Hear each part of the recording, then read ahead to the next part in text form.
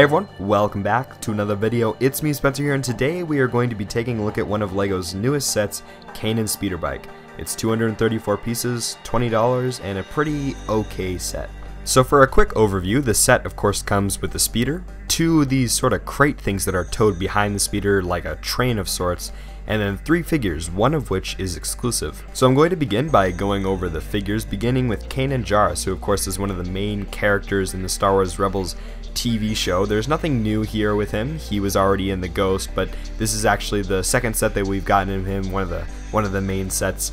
And yeah, so this is a really good opportunity if you didn't get that set, although I was under the impression it was a pretty popular set, just to get him in a smaller thing if you so desired to. The design of this figure is adequate, with this double-sided olive green printed torso, printed legs, and a double-sided head with this dark brown ponytail piece, and then of course his blue lightsaber. The next is a simple Rebels Stormtrooper. Nothing new here. We've already got him in a bunch of sets, including a battle pack that had 4 of him in it.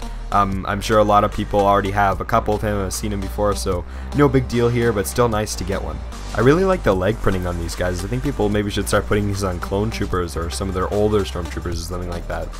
Pretty cool. And finally is our exclusive minifigure for this set, which is the Imperial combat driver, who is pretty cool. He's very similar to the AT-DP driver that we got a little while ago, except in this case he's gray instead of white and has a couple other color differences. He's got a really nice design on his helmet with 2 Imperial symbols and this little pattern in the middle. And his torso looks pretty solid. It's a little plain, but it's whatever. And his legs also are adequate with a very nice looking head that looks accurate to what it really is. Altogether, I don't think the figures are too exceptional, but at the same time, they aren't too shabby. The model of the speeder could definitely use some work, and the big problem with it really here is that it is way too big. When you try and put a figure on it, the figure doesn't even scale near to the size that it should for the speeder, especially if you look at it what it's like in the show.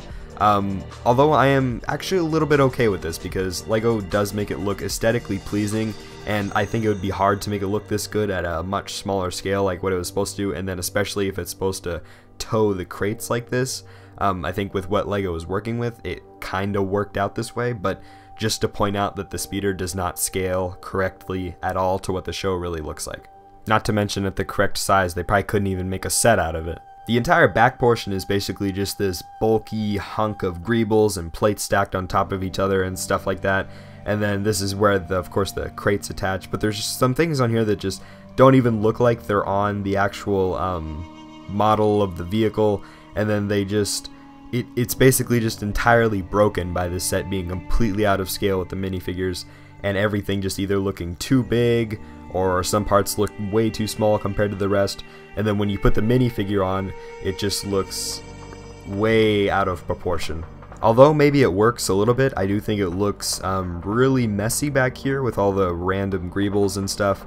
And then there's also just like some funny parts like these foot pegs that are at the front that, you know, the figure is supposed to rest their feet on.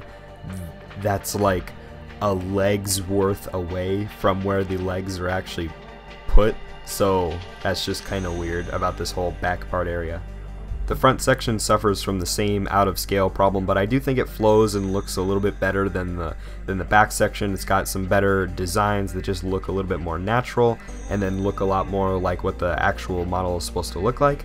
Yeah, I'm digging the front, but it does have this like another weird part with these the handlebars that he's supposed to hold are way too far away from where his hands can actually reach to, and then it's also like really wide compared to what it's supposed to be like. Now the 2 crates that are towed behind it I actually really like. Up close the design looks a little bit messy and a little bit weird, but from a distance and when you have more than one of them together, it actually looks really sweet, and I'm really happy with how this turned out, especially with the Imperial symbols on the side, and the rounded corners look really good, and the greebles are clean. And of course the fact that you can put a whole bunch of them together, I can't wait to see what someone does with that. If someone's gonna put a whole bunch of them together and put a really long train of them in line, that would be really cool. So both of them are identical except for what comes inside. You can get to what's inside by opening this top hatch right here.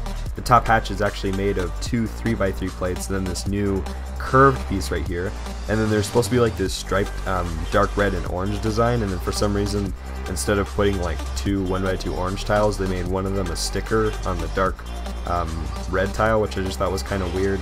But when you open up this hatch, you can get to what's inside, and on the first one, we find this thing that has some Arabesh font on it and just some random stuff, and then 4 thermal detonator pieces. You actually get 1 in the extra pieces thing, which is really awesome. So 5 in total. I can't wait to start using these.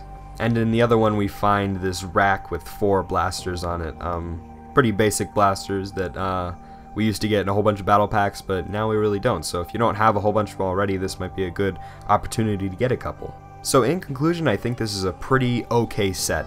Of course, the speeder is way out of scale, but I do think it is aesthetically pleasing enough to use in mocks. You get some okay figures, and the parts are excellent. So if you can find it on clearance and you want to buy a whole bunch for your Bricklink store to sell or parts to use, I would definitely recommend that because it's got cool stickers, awesome parts, and then of course our 3 pretty decent figures. For $20, I wouldn't not recommend it. Alright, so I hope you enjoyed that video. I've never really done reviews before, so make sure to leave your feedback down in the comments. Also make sure to check out one of my most recent videos where I destroyed one of my latest mocks with a baseball bat.